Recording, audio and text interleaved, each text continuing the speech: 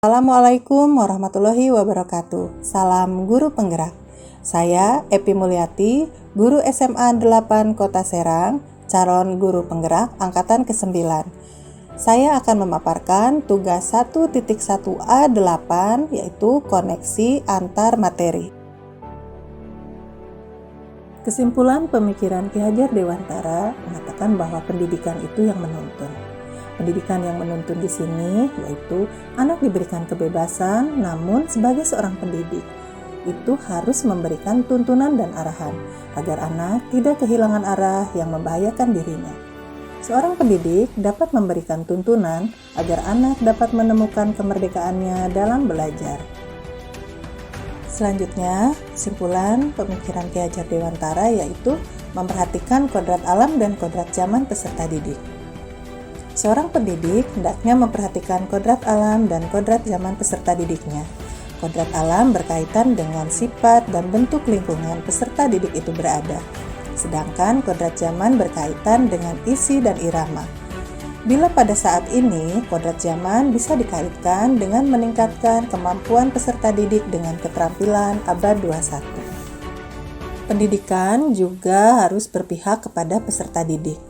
Pendidikan yang berorientasi pada peserta didik merupakan hal utama dan esensial yang harus dilakukan oleh seorang pendidik dalam rangka menuntun kekuatan kodrat yang ada pada peserta didik itu sendiri.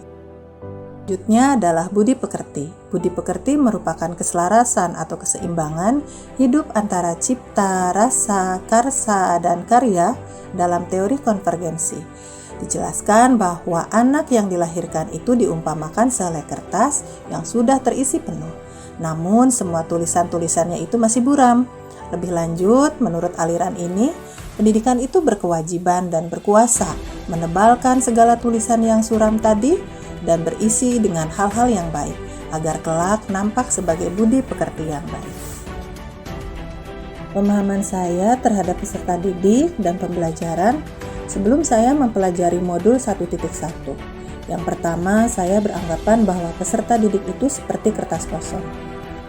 Anak yang dilahirkan di dunia itu diumpamakan seperti sehelai kertas yang belum ditulis, sehingga pendidik boleh mengisi kertas yang kosong itu menurut kehendaknya. Artinya, pendidik berkuasa penuh untuk membentuk watak atau budi seperti yang diinginkan oleh pendidik itu sendiri. Yang kedua, pembelajaran berpusat pada guru. Guru merupakan satu-satunya sumber pengetahuan. Guru memegang kendali penuh selama pembelajaran, sekaligus pemberi informasi utama pada pembelajaran. Ketiga, pendidikan dan pengajaran merupakan satu hal yang sama, di mana pengajaran dan pendidikan merupakan hal yang sama, yaitu sama-sama mentransfer pengetahuan untuk kecakapan peserta didik. Yang keempat, bahwa saya menganggap semua peserta didik itu sama, belum memahami kebutuhan dan kodrat dari peserta didik yang saya didik tadi. Padahal peserta didik itu berbeda, memiliki keunikan masing-masing dan memiliki perbedaan masing-masing. Pemahaman saya terhadap murid dan pembelajaran berubah setelah saya mengikuti dan mempelajari modul 1.1. Ternyata peserta didik itu bukan kertas kosong, melainkan kertas yang sudah ditulis penuh.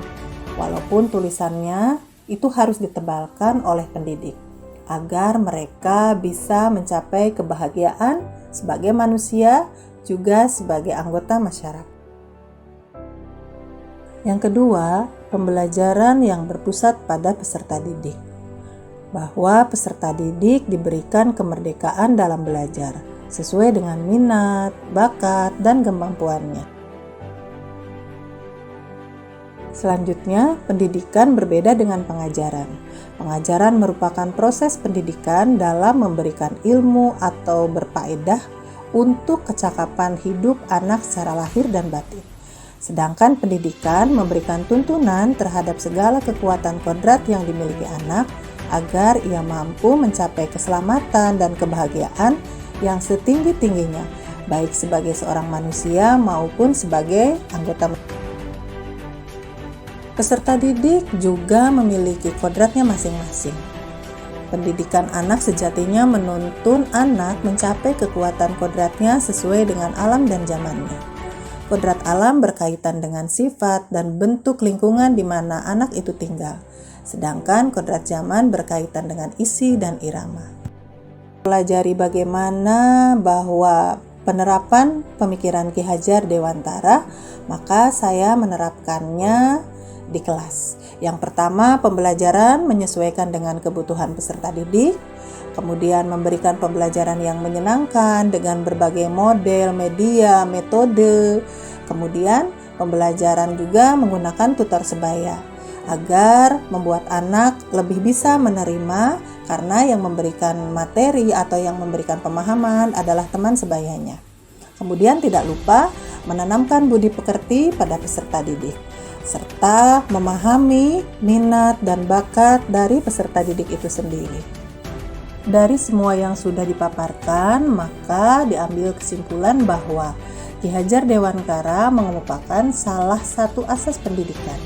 Pendidikan berpusat pada murid, yaitu bebas dari segala ikatan dengan suci hati mendekat pada sang murid, bukan untuk meminta hak, tetapi untuk menghamba kepada anak. Demikianlah tugas 1.1A8 koneksi antar materi yang sudah saya paparkan. Mohon maaf atas segala kekurangan. Terima kasih. Salam Guru Penggerak.